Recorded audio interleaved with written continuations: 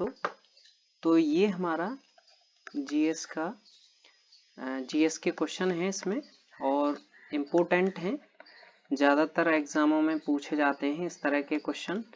तो हम पहला प्रश्न है हमारा, ब्यास नदी का प्राचीन नाम क्या था? जो ब्यास नदी है उसका प्राचीन नाम क्या था?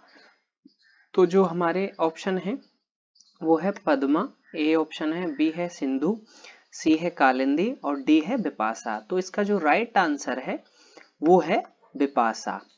तो जो ब्यास नदी का प्राचीन नाम था बिपाशा, तो राइट आंसर डी है। और जो पद्मा था वो गंगा का प्राचीन नाम था पद्मा, सिंधु का इंडस ही था, इंडस वैली सिविलाइजेशन या सिंधु ही था, इंडस भी बोलते हैं, इंडस। और जो कालिंदी था ये यमुना का प्राचीन नाम था कालिंदी। तो आप ये याद रख सकते हैं, गंगा का जो प्राचीन नाम था वो पद्मा था, सिंधु का इंडस का सिंधु था, यमुना का कालिंदी था और व्यास का बिपाशा था।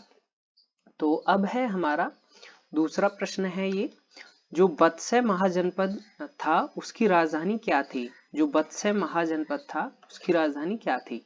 तो ऑप्शन है कौशाम्बी, बी है वाराणसी, सी है राजगृह और डी है वैशाली।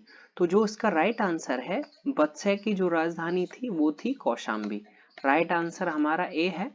और जो वाराणसी थी ये काशी की राजधानी थी, काशी की। और जो राजगृह थी वो मगध की राजधानी थी, मगध की राजधानी थी। और जो वैशाली थी ये बज्जी की राजधानी थी।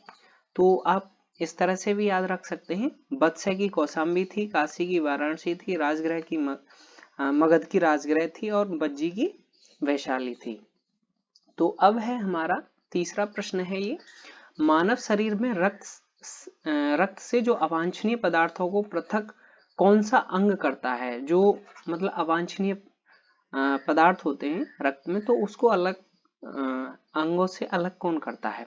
तो ऑप्शन है हमारे यकृत, दूसरा है वृक्क, तीसरा है आमाशय, चौथा है पिट्यूटरी ग्लैंड्स। तो इसका जो राइट आंसर है वो है वृक्क। तो इसको हम किडनी बोलते हैं, राइट आंसर है बी। तो अगला प्रश्न है हमारा, ये चौथा प्रश्न है, निम्न में से अप्सरा क्या है? तो इनमें से एक अप्सरा क्या है? तो ऑप्शन है हमारे यांत्रिक उपकरण है, बी है न्यूक्लियर रिएक्टर है, सी है हमारा विद्युत उपकरण है, डी है रेडियो तरंग।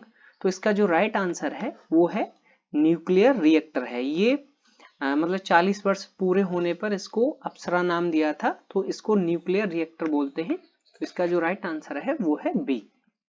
तो अब है हमारा पांचवा प्रश्न है, विश्व का सबसे बड़ा प्रायद्वीप कौन सा है? तो जो विश्व का सबसे बड़ा प्रायद्वीप पूछा है यहाँ, तो ऑप्शन है हमारे मलय प्रायद्वीप, दूसरा है ऑस्ट्रेलिया प्रायद्वीप, तीसरा है अरब प्रायद्वीप और चौथा है भारतीय प्रायद्वीप। जो इसका राइट आंसर है वो है अरब प्रायद्वीप। तो सी है इसका राइट आंसर। और इसका जो मतलब क्षेत्रफल है वो है 32,50,000 वर्ग किलोमीटर है। इसका जो क्षेत्रफल है 32,50,000 वर्ग किलोमीटर है। जो अरब प्रायद्वीप ये विश्व का सबसे बड़ा प्रायद्वीप है। तो अब है हमारा ये छठा प्रश्न है, तो भारत के किस राज्य में सर्वाधिक कोयला भंडार है? तो ऑप्शन है हमारे छत्तीसगढ़, बी है उड़ीसा, सी है झारखंड और डी है पश्चिम बंगाल।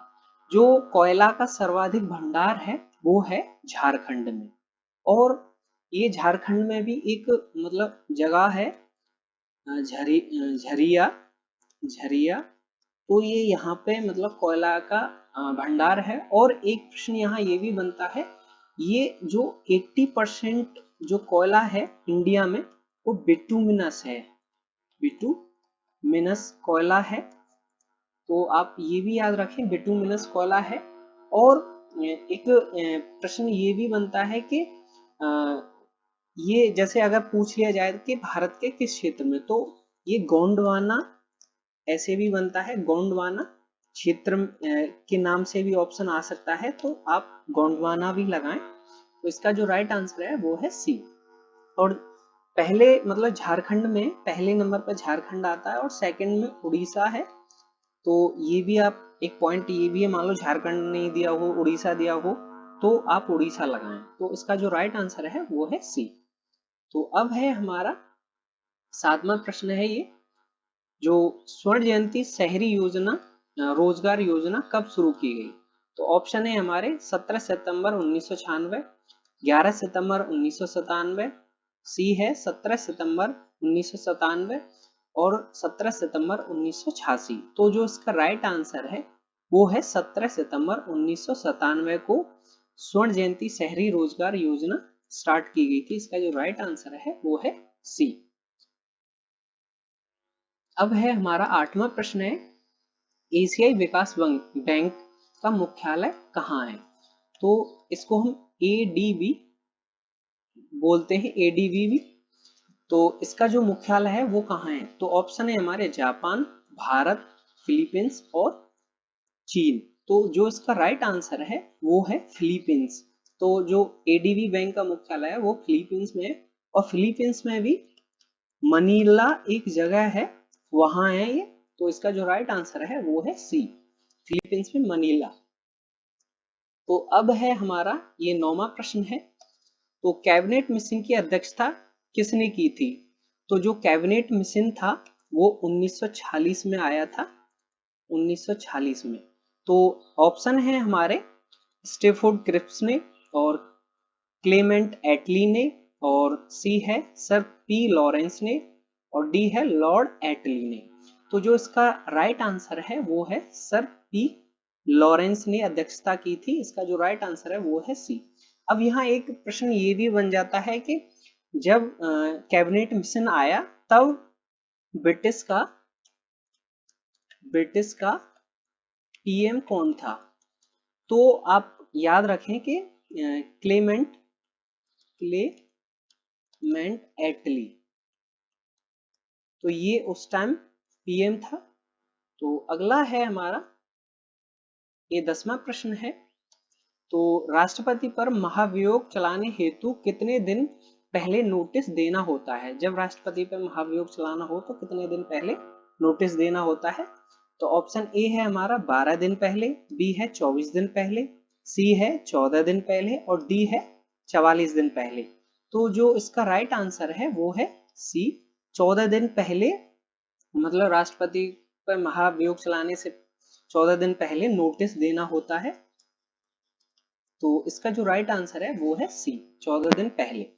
तो थैंक यू। अगर आपको हमारा वीडियो अच्छा लगा हो तो एक लाइक जरूर करके जाएं, और आप चैनल पर नए हैं तो सब्सक्राइब करें और अपने दोस्तों में शेयर करें। एक लाइक जरूर करें।